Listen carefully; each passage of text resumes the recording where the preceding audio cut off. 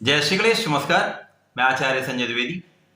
वर्तमान में 5 दिसंबर 2022 को जो ग्रहों की स्थितियां हैं वो अत्यंत प्रबल है, क्योंकि यहाँ पर नवग्रहों में युवराज बुध का परिवर्तन गुरुदेव बृहस्पति की राशि धनु राशि में हो चुका है, जहां पर शुक्राचार्य के साथ इनकी युति होगी।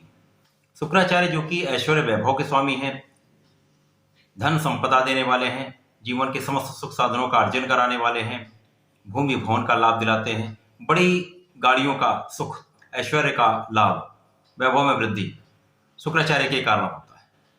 अब ये जो परिवर्तन है वो अत्यंत अनुकूल इसलिए है क्योंकि यहाँ पर गुरुदेव की राशि में धनु राशि में ये परिवर्तन हुआ, जहां पर बुध तथा शुक्राचार्य का आपसी संयोग बनेगा, क्योंकि महालक्ष्मी योग का निर्माण होता है या धनपति योग का निर्माण होता है, जिससे आपको अनुकूल बदलाव भी मिलते हैं, जीवन में धन का आगमन बढ़ जाता है, आप धन का प्रबल लाभ लेते हैं। गुरुदेव के साथ यहाँ चतुर्दशम का संबंध आपको बहुत लाभ देने वाला है। आज मैं मिथुन राशि के लिए इस संयोजन का, इस ग्रहों के परिवर्तन का क्या प्रभाव रहने वाला है, क्या लाभ मिलने वाले, किस प्रकार के भाव में प्रबलता आएगी तथा कहां पर आपको सावधानी रखने की आवश्यकता होगी, संपूर्ण विश्लेषण मैं पूर्ण तर्क के साथ करने जा रहा हूं।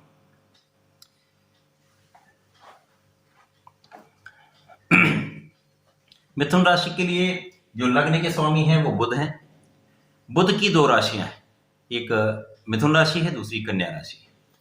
जो बुध का परिवर्तन 3 दिसंबर को हुआ वो गुरुदेव बृहस्पति की राशि धनु राशि में हुआ, जो कि इसका सप्तम भाव होता है।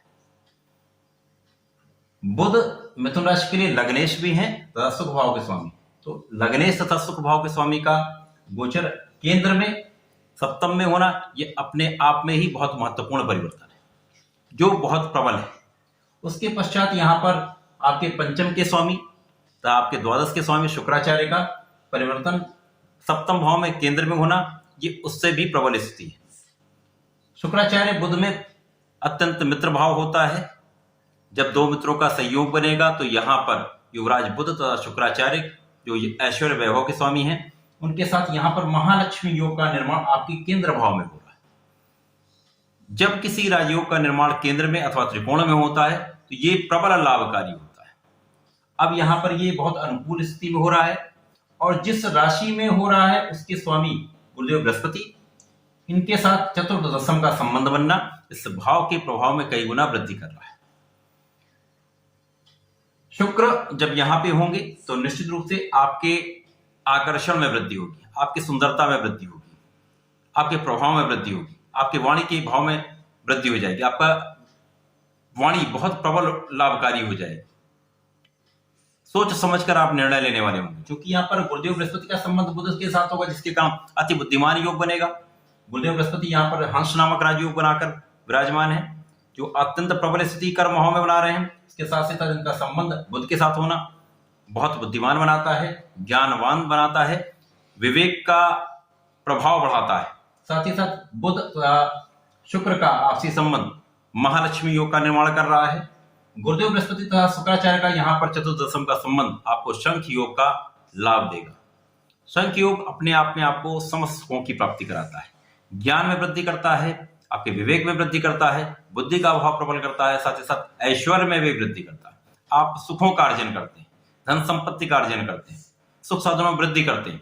व्यापार हो या आपका कार्य क्षेत्र, जो कि गुरुदेव बृहस्पति का भाव है, ये अपने आप में ही बहुत प्रबल हो रहा है। अब यहाँ पे स्थितियां जो लग्नेश की है वो अत्यंत प्रबल है, जिसके कारण ये भाव कर्म भाव दोनों बहुत प्रबल हो रहे हैं।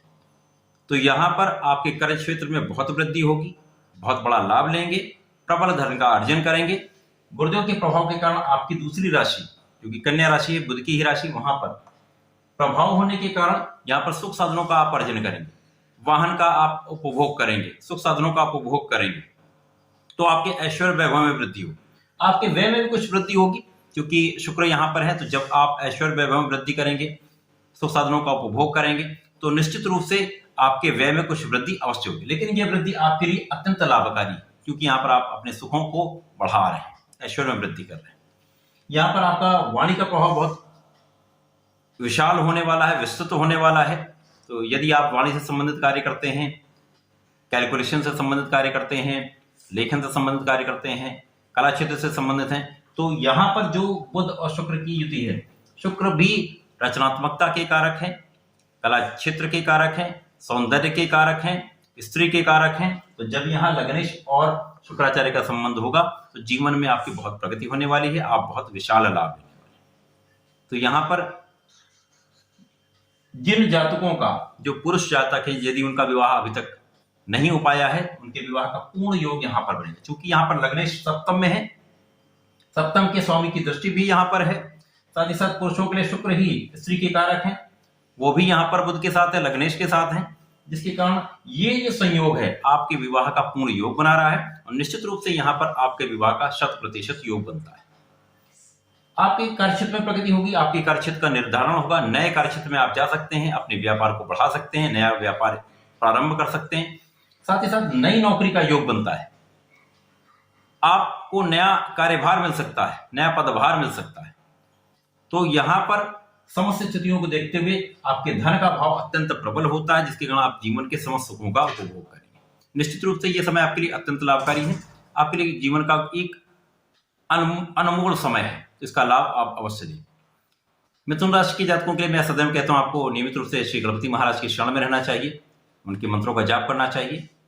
ओम गंगणपताय नमः का यदि नित्य एक माला का पाठ करते हैं, तो जाप करते हैं, तो निश्चित रूप से आपके जीवन में बहुत प्रगति होती है। तो ऐसा करें, इसका लाभ लें। धन्यवाद, नमस्कार।